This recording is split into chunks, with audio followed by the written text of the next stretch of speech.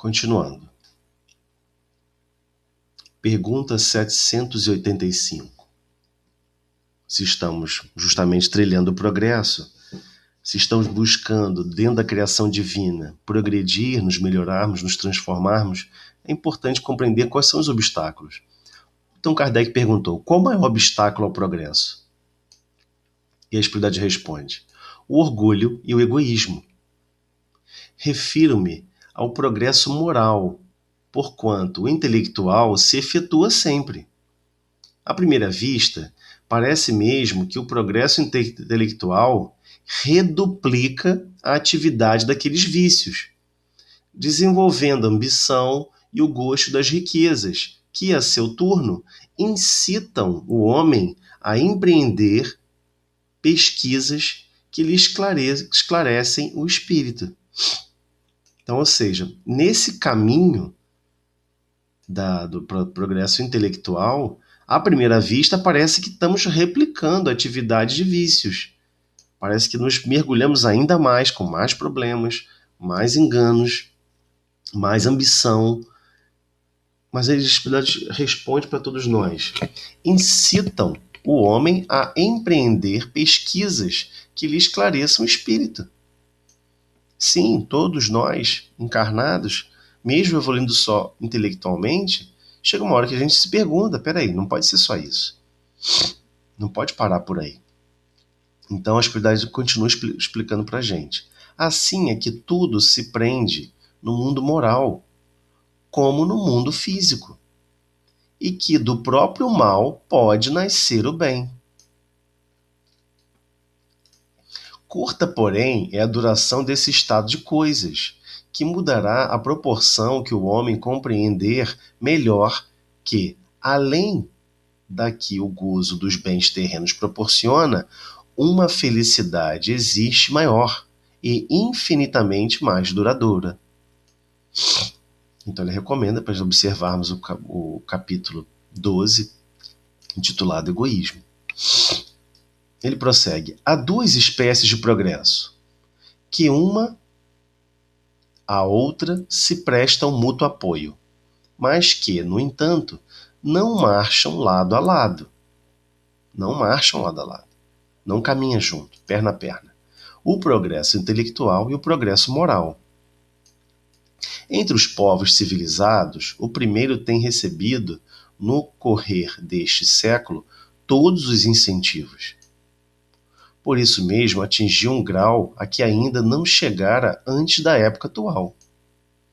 Muito falta para que o segundo se ache no mesmo nível. Ou seja, o segundo, o progresso moral. Entretanto, comparando-se os costumes sociais de hoje com os de alguns séculos atrás, só um cego negaria o progresso realizado.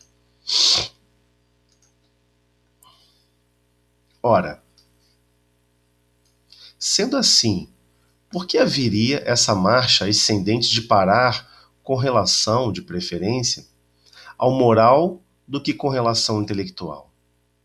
Por que será impossível que entre o século XIX e o 24º século haja, a esse respeito, tanta diferença quanta entre o 14º século e o século XIX? Começa a ter aquelas dúvidas sobre realmente melhorou ou não, como que naquela época existia aquele sentimento de que estava tudo certinho, tudo maravilhoso. Então a espiritualidade mesmo responde: duvidar fora pretender que a humanidade está no apogeu da perfeição. Então naquela época existia muito esse conceito. Vamos criar uma enciclopédia para compactar todos os conhecimentos, e todos os conhecimentos param ali. E, igualmente, alcançamos o nosso nível de perfeição moral. Somos educados, polidos, falamos isso, boa noite, boa tarde, bom dia. É isso mesmo? O que seria absurdo. Ou que ela não é perfectível moralmente, o que a experiência desmente. Então, aquela percepção dos séculos anteriores, de perfeição, aquela percepção de que o conhecimento máximo já havia sido alcançado, era uma percepção totalmente falha. Era simplesmente um orgulho feroz que dominava, atrasando ainda mais a percepção do que é necessário para todos nós. Então, retomando outra perguntinha interessante de Kardec, pergunta 791. Apurar-se-á algum dia a civilização de modo a fazer que desapareçam os males que hajam produzido? Vai chegar a esse ponto de desaparecer completamente esses males que ele produziu? Ou seja, vai buscar harmonia? Ele foi lá, colonizou um país, destruiu aquele país, acabou, roubou tudo que tinha para roubar naquele país, ele roubou. Essas civilizações vão se reorganizar e se harmonizar? E a espiritualidade responde: sim, quando o moral estiver tão desenvolvido quanto a inteligência. O fruto não pode surgir antes da flor. Então, a intenção aqui foi só trazer um pouquinho das perguntas de Kardec, remete muito bem em relação ao estudo que nós estamos realizando, porque, afinal de contas, vamos nos perguntar nessa mensagem sobre as coisas invisíveis que lhe sustenta o habitat, ou seja, a criação divina sustenta o nosso habitat, condicionando suas possibilidades de aproveitamento. Então temos que ter consciência que tudo que está ao nosso derredor, todas as atividades, todas as interações de convivência estão nos ofertando capacidade de progresso, de melhoria. E a espiritualidade superior, nessa mensagem, coisas invisíveis, nos esclarece igualmente aqui. A criatura conviverá com os seres de que necessita no trabalho de elevação e receberá ambiente adequado aos seus imperativos de aperfeiçoamento e progresso. Então, igualmente, temos que ter aquela consciência plena que Deus nos possibilita os mecanismos de progresso, de desenvolvimento. Os objetos visíveis no campo de formas efêmeras constituem breve transitória resultante das forças invisíveis no plano eterno. Cumpre os deveres que te cabem e receberás os direitos que te esperam. Aliás, que deveres são esses? Então nós percebemos. São os deveres de nos aprimorarmos intelectualmente e moralmente.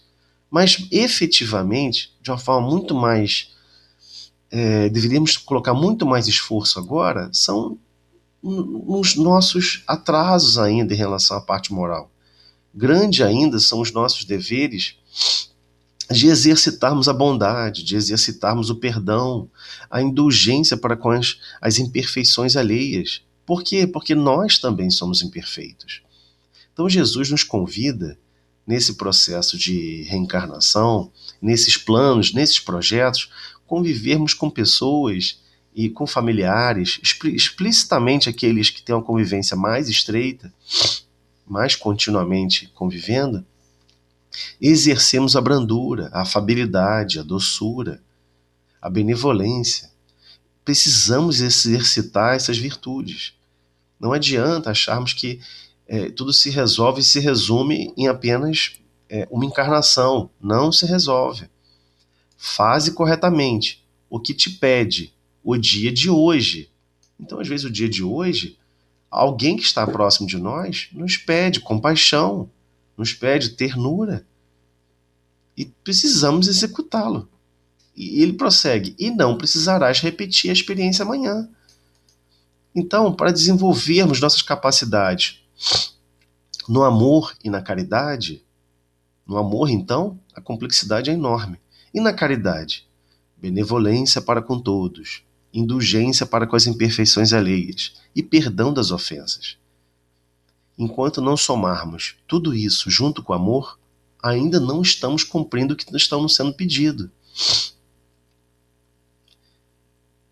Que a paz de Jesus, que possamos permitir que a paz de Jesus, as vibrações fraternas possam alcançar nosso coração e dinamizar a nossa conduta hoje e sempre.